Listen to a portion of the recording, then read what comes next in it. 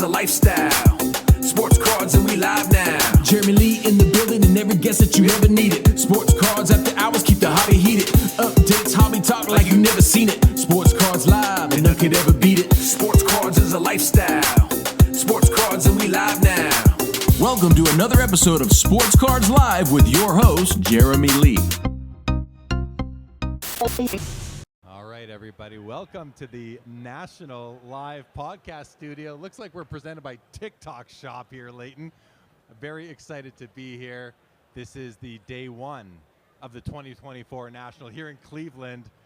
You and I, we do a lot of content together, Leighton. It's nice to sit in your presence, have you here in the National Live Podcast Studio, and do what we otherwise do once or twice a week anyway. So the National, Cleveland, how excited are you that it's finally starting?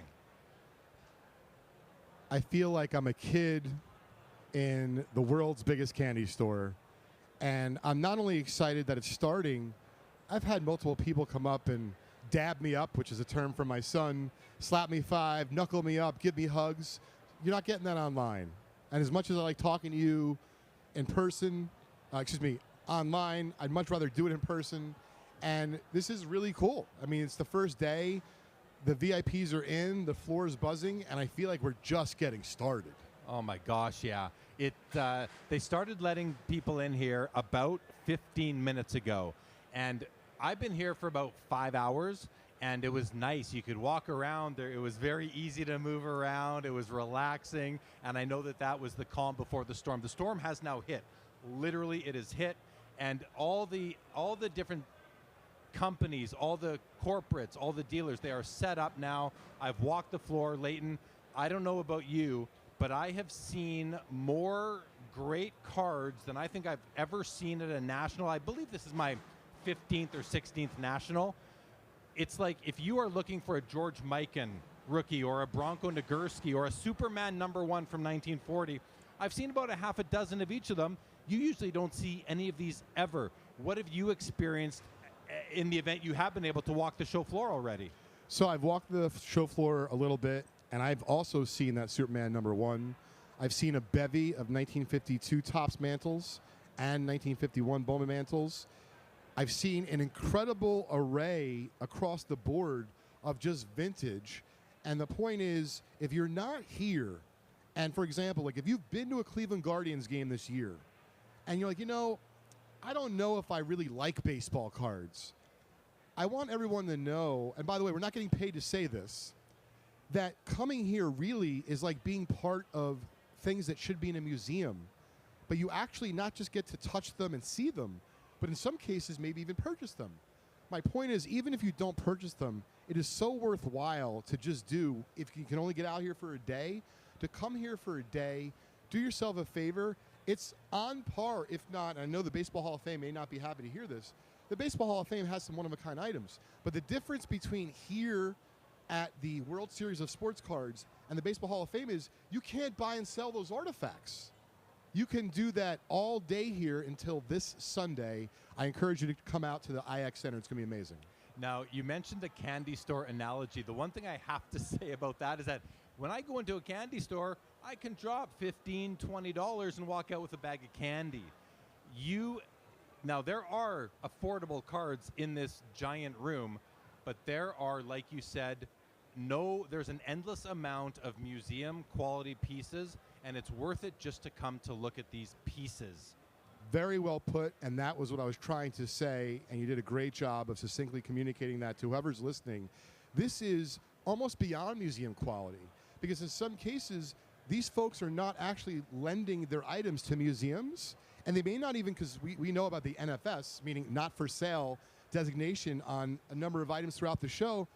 I look at that as a positive. I'm getting to see something else that someone's enjoying in the confines of their home, or it's been in a vault. Like I saw Probstein announce that Nat and the team at PSA brought down a lot of Rick's stuff that's in the vault, and like you're not going to see, his array is incredible. So to me, even if you don't buy and sell anything, even if you don't participate and buy any snacks, and you literally come here with like a bag lunch, I would bet my bottom dollar that you will be happy having walked around for hours and hours, as long as you bring good footwear. Now, you and I both love vintage sports cards, and on one of our podcasts, the Vintage Spotlight, which is available on YouTube and wherever you get your podcasts, we were asked the question on our episode last week, which was, what percentage of cards at the National do you think are vintage versus modern? And I want to, now that we're here, my perspective is I think it's kind of split down the middle. Has your perspective changed? Where are you at right now with that? I wish I would have wrote down on a piece of paper at the same time as you did to see what we would have come up with. But so far, now remember, I walked around a lot yesterday, but a limited amount today. The reason I'm bringing that up is on this side of the room, a number of the dealers were not set up yesterday. So at least what I've seen so far, I concur with you. I think you might be talking about approximately half the show, if not maybe even a little bit more, is vintage. And the rest is not just modern. It's modern, it's TCG, it's memorabilia. So that's my point in terms of like the memorabilia type museum experience you're looking for. Even if you don't like sports cards, there's just so much wonderful stuff to see here and experience. I think you should come on down and check it out. Yeah, you know, I'm glad that you mentioned that because I was talking about vintage modern. I was specifically talking about cards. This is known, or I think the easy way to say is we're going to the card show, but this is so much more than just a card show. I saw a beautiful wood carving of Babe Ruth at a booth today. I was walking the aisles. Ken Golden from the King of Collectibles on Netflix was there. We had a quick conversation. I saw an American Express card with Tiger Woods' name right at Darren Ravel's booth, which is right beside your booth, which is called Leighton. Your booth is called Just Collect. Yes. What booth number is it for anybody who wants to come see you? We are booth 1543 and 1642 in the back corner of the room, right next to Darren Ravel. Steve Hart's singles booth for BBC Exchange is right behind us. So we got, you know, a good little group of guys over there and some great stuff to check out. Yeah.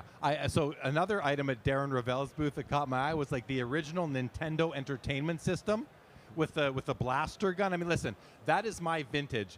I look a lot younger than I am, if I might say so myself. And I grew up in the 80s playing the Nintendo, the first NES. So did I. So I see that on his table over there, and my eyes just can't come off it. At one point, I walked away, and I was talking to Andy Friedman, an artist for the New York Times, and Andy, I told him about it, and I looked back, and it looked like it was gone. And I go, oh my gosh, the Nintendo game is gone. I almost felt heartbroken, but then I walked close. No, Darren was just blocking it. It was still there.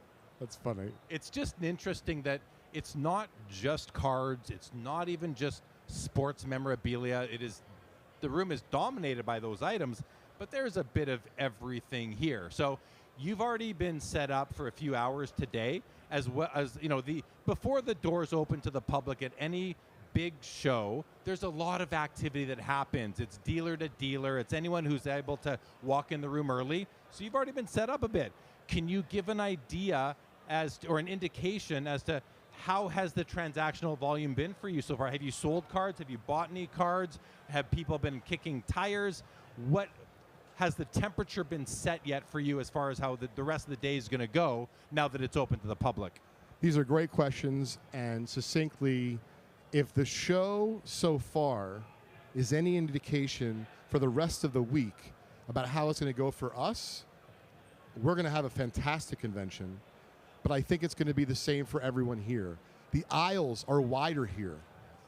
There's some decent food options, but potentially most important, so far, let's knock on wood, they meaning the National Sports Collectors Convention Management Committee, has done a tremendous job with the internet and wireless.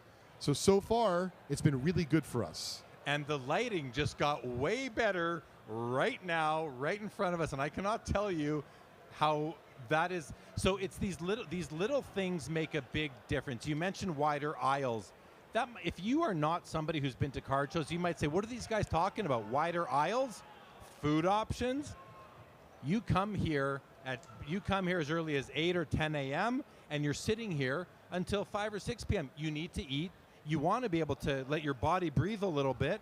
These are important things. And then the lights just got a lot brighter as we were sitting here literally 30 seconds ago. That is really important for the sellers of cards, for the buyers of cards. When you are buying a sports card at a card show, you want to be able to inspect that card. It's one thing to trust the grade, that if the card is graded by a third-party grader authenticator, you can see it where that card falls condition-wise on the 10-point scale. But you want to look at the card yourself. Lighting is super important, and I'm really glad to see that they just improved the lighting, because this room is different than the other room. The other room has higher ceilings and was brighter. It's nice that this room just caught up, don't you think? Absolutely. I saw the difference as soon as it happened. Do you have any goals for this show? Is there anything that you're trying to accomplish here? Well, as far as relationships, purchasing, are you looking for anything for any of your clients who might not be able to make the trip out to Cleveland? Sure. So succinctly, we are looking to purchase and buy high-end vintage cards, either singly or entire collections. What's nice about our company, Just Collect, and you can find us at justcollect.com, is we offer free appraisals. So I was really encouraged and excited that there was a few dealers on the floor that told me about that they had recently contacted our company, and I was really surprised because these are full-time guys. And they said, well, one guy had a Diamond Star set. He said, well, you seem very reputable. You're going to tell me what it's worth. I know your process from your YouTube videos. And so that's been a pleasant surprise. So purchasing is really important to us. Selling is the kind of thing where I don't feel like you can control. But what's nice is selling at the National is not quite what it used to be, meaning if you don't sell cards here, there's a myriad of options available to all of us. Anything from alt to eBay, to Golden, to Memory Lane, REA, to in-person transactions at the next convention. So as much as selling is vital, it's not super duper important to us. What's really important to me is to make sure that I stop and I soak it in, and I make sure that I enjoy the experience. And one of the ways that I'm going to do that, I'm super pumped. I'm attending, I'm not sure if you're going, the YouTube function on Thursday night. So I'm going to check that out. Then there's also a Net 54 dinner or get-together later that night. So I'm going to do that. Then we're getting together with a Vintage Breaks client on Saturday night. So my point is, it's also about the people. It's important. That, I was about to say that goes without saying, but it doesn't. It's worth saying, and you jumped ahead to my next question, which was the extracurricular activities while you were here in Cleveland at the IX Center. The show ends, but the party doesn't. The evenings are as exciting. This year here in the 2024 National Sports Collectors Convention, they have officially sanctioned trade nights 3 nights in a row, Thursday, Friday, Saturday. And those are just that is just one event each night. There are overlapping events going on. Different companies are organizing various events and parties and get-togethers. And if you do business with these companies, you may get invited to some of them. Most of them are by invitation, but the trade nights are open to the public. If you're planning to come to this National tomorrow, Friday, Saturday, and you want to go to a trade night, I would encourage you to get there as early as you can and get in line for the trade night, because they are going to be jam-packed. And we just know from prior years, and I've walked past the lineup at trade night last year in particular, it was people didn't get in. So you don't want to wait 90 minutes to get into a trade night, or even 15 minutes and not get in. So point being, that is one option, to go into the room and network and meet people and talk to people. And I encourage you, I like to think our hobby is an inclusive hobby and that everybody is welcome. And don't be shy. Try not to be shy. If you're an introvert, this is a great opportunity for you to practice extroversion, because we all share the love for collecting, whether it's cards or autographed baseballs or whatever memorabilia it is. We all share that. That's why we're here. And one of the things I love about socializing is learning how other people approach the hobby. The beautiful thing about this hobby, there's no one way to do it. There are probably going to be 100,000 people through this building over the next 5 days. No two people approach this space in the exact same way. And the more you can learn about the way other people's approach it, and the way and what other people like to buy, and why, the reasons behind why they collect, look at that, have those conversations, and your takeaway from that should be potentially being inspired to change how you collect a little bit. Not to copy them, not to be like them, but because they open your eyes to something you didn't think of before. Leighton, do you find, are you still, I mean, you are a professional baseball card treasure hunter. I love calling you that. Are you still susceptible to being inspired by someone to change something or collect something new? Oh, absolutely. And not just to collect something new, but maybe there's a new way to market what I'm doing, or a new company or organization that we can, and I've already had 2 different conversations that have been very exciting in the first few days, where it seems like we could both uplift each other as far as what we offer. And so those kinds of things are just so much easier to have them take place and actually have value when you're in person at a convention like this. You know, the hobby has always been a grassroots sort of hobby. And I say always, going back to when kids were collecting T206 baseball cards, the Imperial Tobacco hockey cards up in Canada, you know, where I'm from. And it wasn't for value. It was because you wanted to have pictures of these players that you maybe saw on TV when TV came around, or you're reading about in the newspapers. The hobby is based, I believe, on a grassroots level of participation. Over the years, it's become very commercialized, and now we are probably at the pinnacle of that. The future will likely continue to go in that direction. What are your thoughts, Leighton, on the general commercialization of the hobby? The fact that you've had business meetings. I'm going to have some business meetings here as well. I'm looking up, I see all these banners with all the different companies. Whatnot is, I believe, is, you know, partially or sponsoring this breakers area that we are just on the outside of here, and they've got on their digital board, they've got all the right now it's not there, but it was earlier, like this grid of probably 300 live streams going on at once. It was unbelievable to look at that. I've never seen something like that before. What are your thoughts on just how commercialized the hobby has become? Do you think it's good for the hobby? Do you think that does it stifle grassroots initiatives at all? These are great questions. So on the one hand, I could see why, if you will, you're anti-establishment, why you might not like the fact that there's commercialism and there's a lot of corporate, if you will, dollars that have flowed into the space. But for someone like myself that graduated Rutgers College in 2000 and unfortunately wasn't good enough to make the New York Yankees or the New York Jets, even though I think they should have reconsidered because their quarterback situation's been tough in recent years. Thanks for laughing. I understand that when I graduated 24 years ago, getting a full-time job in what we love to call the hobby was really scary. So my point is, my son who's 9, and I'm not saying he's really that into the hobby, but if he's into the hobby in 15 years, I'd like to think there's going to be a wonderful selection of choices for him to either work at Upper Deck, work at Fanatics, work at an auction house, work for Just Collect Cross, or take it over, whatever the case is. So that, I think, is all really great. On the other side, there's a lot of collectors, and you're talking about grassroots, that have legitimately and sincerely have been collectors for multiple decades, like way before the internet, okay? And they were talking about buying T206s for 60 cents and like just wild things like that.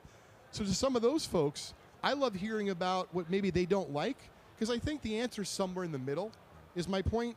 But I definitely think that there's pluses and minuses, but for me personally, as still, you know, I'm getting up there, but I'm still considering myself a young man, that the organization and the movement towards the future, embracing technology and in a way embracing this corporate, you know, development and investment, I feel like you just got to try to make it work for yourself. And what's beautiful, if you're totally anti-establishment, you could literally come here every day with 20 bucks. I saw Gary Vee in the first day. He came over, gave me a hug, and then I saw him later at my booth, and he was like a kid. He said, oh, it's like, there a deal? Like, he seemed really giddy. He's like, no, I'm having a contest with my buddies. We're diving into dollar boxes. He wasn't kidding.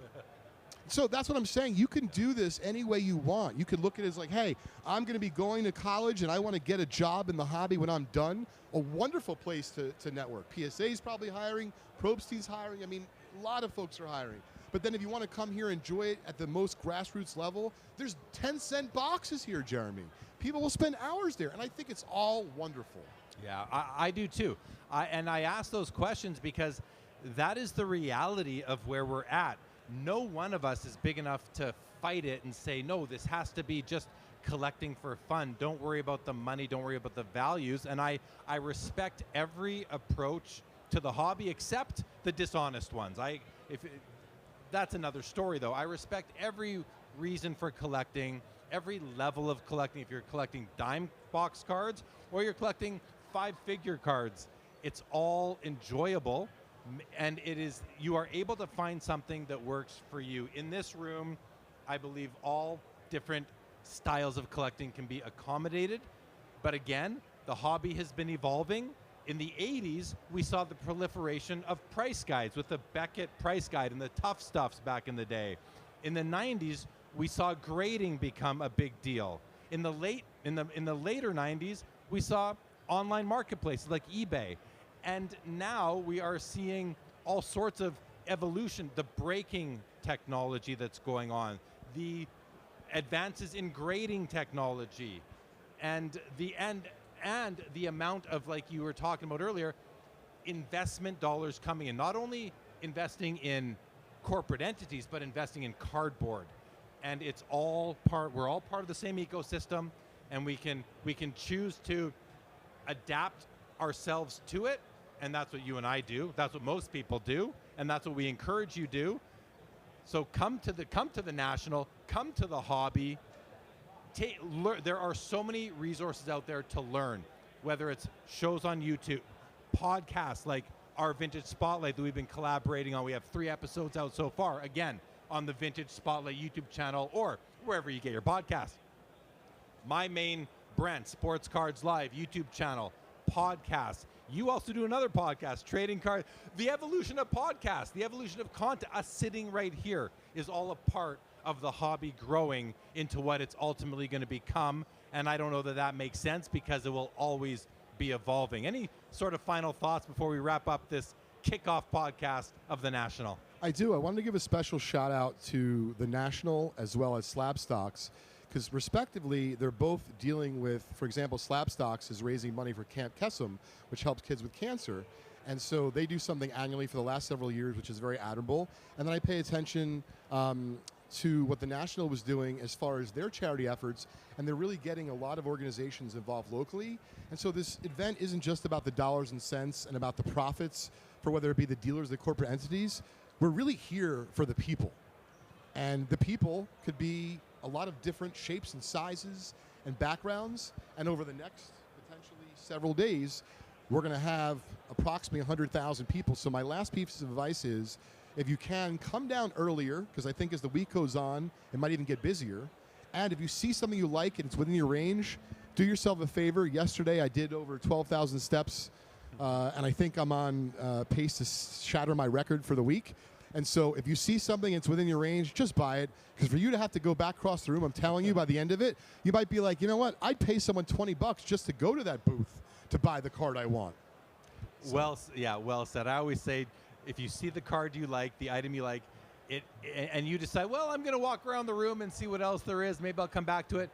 You know what? If you see something you really like and it's rare, don't wait. If it's rare and it's a great piece, it'll likely be gone by the time you get back. All right, let's wrap up. I love the National slogan, it's cool to collect, because it is cool to collect. And I want to add a separate tagline, cultivating community, because that's what we are doing here. Leighton, thanks for joining me here in the National Live podcast studio. It's been great, everybody. Thanks for joining, and hope to see you on the show floor.